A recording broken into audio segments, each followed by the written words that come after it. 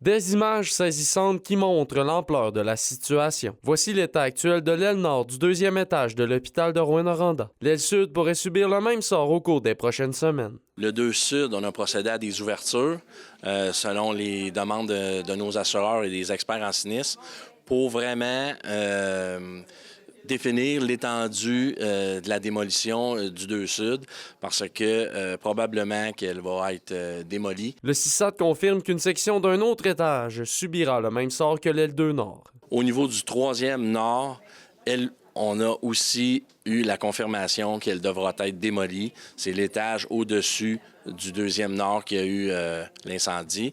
Cet étage-là, c'est confirmé, ça va être démoli à 100%. Malgré les perturbations, le travail continue pour reprendre certains services. Pendant ce temps-là, il faut être capable d'offrir les services à la population et c'est là où on déplace des blocs de l'hôpital, là, si je peux m'exprimer ainsi, d'un endroit à l'autre pour être capable de retrouver une offre de service qui répond aux besoins de la population ici à Rouyn-Noranda. À l'heure actuelle, d'importants travaux sont effectués au 4e étage pour être en mesure d'accueillir des patients. Il s'agit du même étage où se situent les unités temporaires de prénatalité ainsi que la pédiatrie. Je vous dirais, on est très confiant d'avoir l'accessibilité mi-septembre. Dans la semaine du 12 au 15 septembre, on devra avoir terminé les travaux du 4e Sud.